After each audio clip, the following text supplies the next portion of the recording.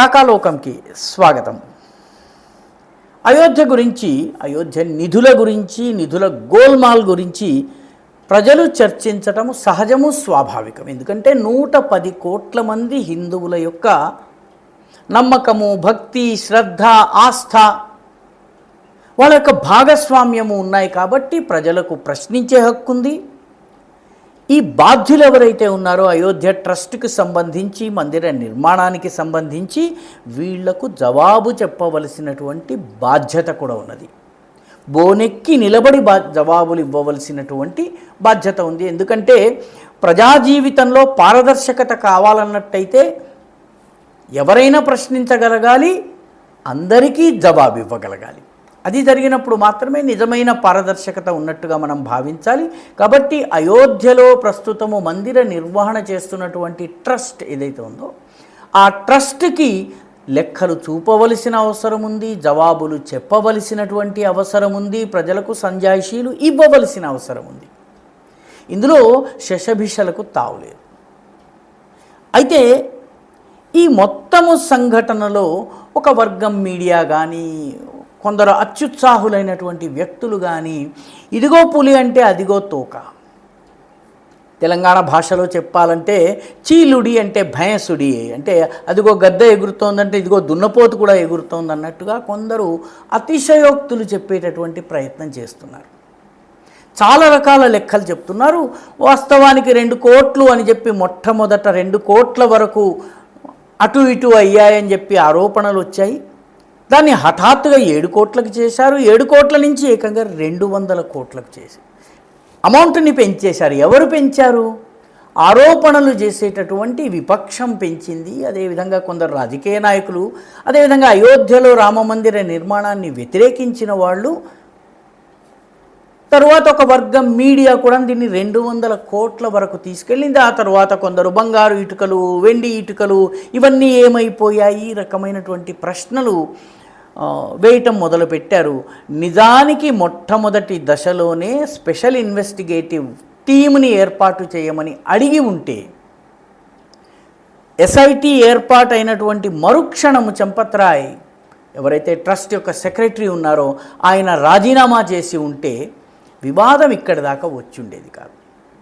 దురదృష్టవశాత్తు రాజీనామా చేయటంలో, ఆయన ట్రస్ట్ నుంచి వైదొలగడంలో సమయం పట్టింది. ఆయనతో పాటు అనిల్ మిశ్రా, ఆయన కూడా సీనియర్ ఫంక్షనరీ, ఆర్ఎస్ఎస్ ప్రచారక్, వారు కూడా వైదొలగడంలో కొంత సమయం పట్టింది. ఎందుకంటే ఇలాంటి నిర్ణయాలు తీసుకోవడానికి ముందు వాళ్ళు తమ మాతృ సంస్థలతో సంప్రదింపులు జరపటము, ఆ తరువాత అసలు వాస్తవం ఏంటి తెలుసుకునే ప్రయత్నం చేయటము అన్ని రకాలుగా జరుగుతుంది. కాబట్టి కాస్త ఆలస్యమైంది. మీడియా అంతసేపు ఆగదు కాబట్టి మీడియా హడావిడి జరుగుతుంది.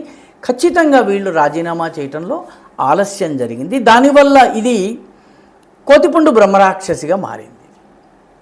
అయితే కొన్ని విషయాల్లో మీడియా అత్యుత్సాహం కూడా ఉన్నది.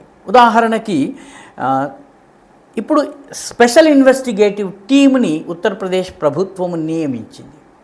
200 కోట్ల మోసం జరిగింది అని చెప్పినటువంటి సమాజ్వాదీ పార్టీకి చెందినటువంటి అఖిలేష్ యాదవ్ కానీ, ఆయన ఏజెంట్లు కానీ, ఆయన ప్రతినిధులు కానీ, ఆయన లాయర్లు కానీ ఇప్పటి వరకు 1 పైసా మోసం జరిగినటువంటి ఆధారాన్ని చూపుతూ కూడాను ఎస్ఐటి దగ్గర ఒక పిటిషన్ దాఖలు చేయటమో, ఒక కంప్లైంట్ లాడ్జ్ చేయటమో, లేకపోతే కొన్ని వివరాలు పత్రాలు ఇవ్వడమో చేయలేదు.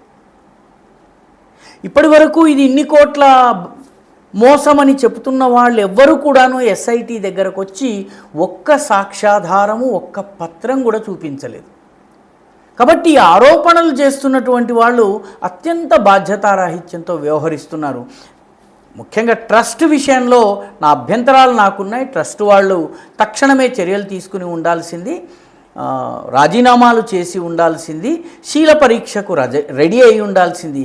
కానీ ఆరోపణలు చేసిన వాళ్లకు కూడాను తమ ఆరోపణల్ని నిరూపించే బాధ్యత ఉంది. వాళ్ళు ముందుకు ఎందుకు రావడం లేదు? ఈ ప్రశ్న ఎవరు ఎందుకు అడగడం లేదు? రెండవ ముఖ్యమైన విషయం ఏంటంటే, సిట్ ఇప్పటి వరకు చేసిన దర్యాప్తులో మొట్టమొదట వచ్చినటువంటి వెండి ఇటుకల సంగతి ఏమిటి, ఇవన్నీ ఏం చేశారు అని చెప్పి ప్రశ్నించారు. అనురాగ్ రస్తోగి అనేటటువంటి వ్యాపారవేత్త 3 విడతలుగా వెండి ఇటుకల్ని ఇచ్చారు. మొట్టమొదటి విడత జూలై 21, 2020 సంవత్సరంలో ఆయన 38 కిలోల ఇటుకలు ఇచ్చారు. ఆ తర్వాత జూలై 28, 2020లో రెండవ విడత ఇచ్చారు. తర్వాత జూలై 29న అదే సంవత్సరం 25.576 అంటే 576 గ్రాములు వెండి మళ్ళీ ఇచ్చారు. మొత్తం అంతా కలిపి ఈ ఇటుకలు ఏవైతే ఉన్నాయో స్టాండర్డ్ ప్రొసీజర్స్ ప్రకారము ట్రస్టు వాటిని ఏ పద్ధతుల్లో కరిగించాలో ఆ పద్ధతుల్లో కరిగించి బ్యాంకులో డిపాజిట్ చేసి ఉంది. దానికి సంబంధించినటువంటి వివరాలను ఇప్పటికే ట్రస్ట్ సిట్కి ఇచ్చింది. రస్తోగి కూడాను ఈ విషయంలో నాకు అనుమానము లేనే లేదు అని చెప్పి ప్రకటించారు. రెండవ ముఖ్యమైనటువంటి విషయం ఏంటంటే సింధీ సమాజము దాదాపు 200 కిలోల వెండి ఇటుకల్ని 2021లో ఇచ్చాయి. 2021లో ఇచ్చినటువంటి ఈ ఇటుకలకు సంబంధించి సింధీ వరల్డ్ సింధీ సమాజ్ ఎవరైతే విశ్వ సింధీ సేవా సమాజ్ ఉంది, దాని అధ్యక్షుడైనటువంటి రాజు మంధ్వానీ చెప్పడం ఏంటంటే 25 కిలోల 8 వెండి బ్లాక్స్ని మేము ఇచ్చాము అని చెప్పారు.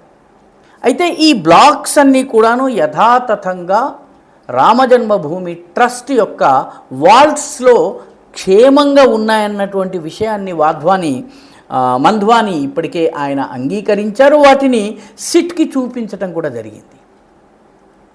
అంటే ఈ వెండి విషయంలో ఏదైతే వార్తలు వస్తున్నాయో ఇవి వాస్తవాలు కావు, అబద్ధాలు. అదేవిధంగా ముంబైకి చెందినటువంటి వ్యాపారవేత్త అనిల్ విశ్వకర్మ కూడాను ఒక వెండి నెక్లెస్ని ఇచ్చారు. తర్వాత వెండి చెప్పుల్ని రాముల వారికి ఆయన సమర్పించుకున్నారు. దాన్ని కూడాను కరిగించలేదు, అవి అలాగే ఉన్నాయి అని చెప్పేసేసి ట్రస్ట్ సిట్కి ఇప్పటికే చూపించడం జరిగింది. కాబట్టి వెండి గురించి బంగారం గురించి ఏవైతే ఆరోపణలు చలామణిలో ఉన్నాయో అవన్నీ అబద్ధాలని చెప్పి స్పెషల్ ఇన్వెస్టిగేటివ్స్ దీనికి సంబంధించి టీంకి ఇచ్చినటువంటి వివరాల్లో తేలింది. అంతేకాకుండా మొత్తము అన్ని అకౌంట్స్ని రామజన్మభూమి ట్రస్ట్ సిట్కి సమర్పించింది. అయితే చంపత్ రాయ్ కావచ్చును, లేకపోతే అనిల్ మిశ్రా కావచ్చును, వీళ్ళు రాజీనామా చేసి ఉండాల్సింది, ముందే రాజీనామా చేసి ఉండాల్సింది. ఆ రాజీనామా చేయటంలో ఆలస్యమయ్యే కొద్దీ అనుమానాలకి తావొచ్చింది. ఇప్పుడు విలేకరులు చంపత్ రాయ్ యొక్క ఇంటికి వెళ్ళి చూస్తున్నారు. ఆయన బంధువులు వాళ్ళ కుటుంబానికి సంబంధించిన, ఎందుకంటే ఆయన 1980 ప్రాంతంలోనే ప్రచారకగా వచ్చారు. ఎమర్జెన్సీలో అండర్గ్రౌండ్లో పనిచేశారు. ఆ తర్వాత నుంచి సంఘ ప్రచారకగా ఉన్నారు. విశ్వ హిందూ పరిషత్లో పనిచేశారు. ఆర్ఎస్ఎస్ ప్రచారకుల జీవన శైలి తెలిసినటువంటి వాళ్ళు వాళ్ళ జీవితము ఎంత పవిత్రంగా ఉంటుందో, డబ్బుల విషయంలో ఎంత నిక్కచ్చిగా ఉంటారో వాళ్ళకి తెలుస్తుంది. బయట వాళ్ళకి చంపత్ రాయ్ ఎవరన్నది తెలియదు. కాబట్టి వాళ్ళకి సహజంగానే బయట సమాజంలో ఉన్నటువంటి అవినీతిని బట్టి అనుమానాలు ఉండటం సహజము. చంపత్ రాయ్ ఇంటికి వెళ్ళి అక్కడ ఇంటి దగ్గర ఫోటోలు తీద్దామని వెళ్ళిన విలేకరులు షాక్ తిన్నారు. ఎందుకంటే ఇంటికి కప్పు లేదు, ఒక భాగానికి కప్పు లేదు, ముతక మంచం తప్ప మరేమీ లేదు. 100 కోట్లు తిన్నారు అనే ఆరోపణలు ఉన్నటువంటి వ్యక్తి యొక్క ఇల్లు ఇంత నిరాడంబరంగా, అసలు కనీస వసతులు కూడా లేకుండా ఉండడం అనేది చాలామందిని ఆశ్చర్యపరిచింది. అదేవిధంగా ఈ సీసీటీవీలను అమర్చిందే చంపత్ రాయ్ గారు. సీసీటీవీ ఫుటేజ్ మాయమైందని కూడా కొన్ని కథనాలు వస్తున్నాయి. 6 నెలల తరువాత పాత ఫుటేజ్ వెళ్ళిపోతుంది. ఈ మొత్తము డబ్బులు, ఈ హుండీల్లో పడుతున్న డబ్బులను పక్కదో పడుతున్నటువంటి విషయాన్ని ఏప్రిల్లో గుర్తించారు. ఏప్రిల్లో సీసీటీవీ ఫుటేజ్ని అమర్చారు. ఏప్రిల్ నుంచి వచ్చినటువంటి వివరాల ఆధారంగానే ఇప్పుడు 8 మందిని అరెస్ట్ చేశారు. కాబట్టి పూర్తి పారదర్శకతతోటి దర్యాప్తు జరగాలి. ఈ దర్యాప్తు పారదర్శకంగా జరగడం కోసము కమిటీలో ఉన్నటువంటి వాళ్ళందరూ పక్కకి వైదొలగాలి. దీని డే టు డే నిర్వహణని ప్రభుత్వం తన చేతుల్లోకి తీసుకోవాలి, తీసుకుని నిర్వహణ చేస్తూ ఉండాలి. ఈ ఏ లూప్ హోల్స్ అయితే ఐడెంటిఫై అయినాయో ఆయా లూప్ హోల్స్ని సరిదిద్ది అటువంటి లోపాలు మళ్ళీ జరగకుండా చూడాలి. కొంత నిధుల పక్కదారి పట్టడం అయితే సహజం. అయితే ఇది ఏ స్థాయిలో జరిగింది అన్నది కూడా ముఖ్యం. ఇప్పటి వరకు అరెస్ట్ అయినటువంటి వాళ్ళు 8 మంది. ఒకరు టిన్ను యాదవ్ అలియాస్ రమాశంకర్ యాదవ్. ఈయన కొంతకాలము చంపత్రాయ్ గారికి డ్రైవర్గా పనిచేశారు. ప్రస్తుతం ఉద్యోగిగా ఉన్నారు, డ్రైవర్ కాదు. అదేవిధంగా అనుకల్ప మిశ్రా, అవినాష్ శుక్లా, కరుణేష్ పాండే, మనీష్ యాదవ్, లవకుష్ మిశ్రా, ఇతని ఇంట్లో 80 లక్షల రూపాయలు దొరికినాయి. లవకుష్ మిశ్రా, రమాశంకర్ మిశ్రా, సుభాష్ శ్రీవాస్తవ. అంటే వీళ్ళందరి ఇళ్లలో డబ్బులు అదేవిధంగా విలువైనటువంటి సామగ్రి హుండీలో వేసినవి దొరికాయి. వాటిని రికవర్ చేయటం జరిగింది. కాబట్టి ఈ దర్యాప్తు వేగవంతంగా జరగాలి. ఒక 1-2 నెలల లోపల పూర్తి వివరాలు బయటకి రావాలి. బయటకు వచ్చిన తర్వాత దోషులు ఎవరైనా ఉంటే వాళ్ళు ఎంత ఉన్నత స్థాయి వాళ్ళైనా వాళ్ళకి శిక్షలు ఉండాలి. దీనికి సంబంధించి వ్యవస్థల్ని పటిష్టం చేయాల్సినటువంటి అవసరం ఉంది. టీటీడీలో ఏ రకంగానైతే చేస్తున్న టీటీడీలో కూడా పక్కదో పట్టేటటువంటి, లేకపోతే లంచాలు తీసుకుని క్యూ లైన్లలో ముందుకు తోసేటటువంటి, లేకపోతే రకరకాల ఆర్జిత సేవల విషయంలో చిన్న చిన్న గందరగోళాలు జరగడం అనేవి జరుగుతూనే ఉన్నాయి. కానీ ఓవరాల్గా సిస్టమ్ని పటిష్టంగా ఉంచి సిస్టము పకడ్బందీగా ఉంది. ఒకరిద్దరు బ్లాక్ షీప్ ఉన్నారన్నటువంటి విషయం తిరుపతిలో ఉంది.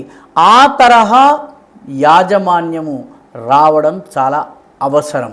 అయోధ్య విషయంలో కూడా, ఎందుకంటే కోట్లాది మంది హిందువుల శ్రద్ధాభక్తులతో ముడిపడ్డది కాబట్టి దీని విషయంలో కూడా వీలైనంత త్వరగా దర్యాప్తును పూర్తి చేయాలి.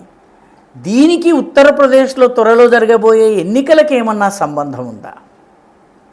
బ్రాహ్మణ్ వర్సెస్ ఠాకూర్ ఈ గొడవను పెట్టేటటువంటి ప్రయత్నం ఏదన్నా జరుగుతోంది. ఎందుకంటే యోగి ఆదిత్యనాథ్ ఠాకూర్ సన్యాసి అయిన తర్వాత ఠాకూర్ ఏమిటి, కానీ సర్వసాధారణ ప్రజానీకం ఆయన, ముఖ్యంగా విపక్షం ఆయనని అజయ్ సింగ్ బిష్త్గానే ఆయన్ని సంబోధిస్తుంది, ఆదిత్యనాథ్ అనదు. కాబట్టి ఈ రకమైనటువంటి గొడవ పెట్టి అగ్రవర్ణ ఓట్లను చీల్చి బీజేపీ నుంచి దూరంగా తీసుకెళ్లేందుకు ఏమన్నా పథకం జరుగుతోందా? ఇవన్నింటినీ కూడాను ఈ కోణాల నుంచి కూడా దర్యాప్తు జరగవలసినటువంటి అవసరం ఉంది.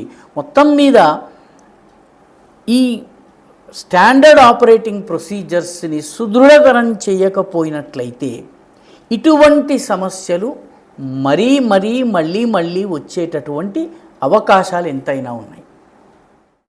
ఈ వీడియో మీకు నచ్చినట్టయితే లైక్ చేయండి, షేర్ చేయండి, ఈ ఛానల్కి సబ్స్క్రైబ్ చేయండి. మీ అభిప్రాయాన్ని కమెంట్ల రూపంలో తప్పనిసరిగా పంపించండి.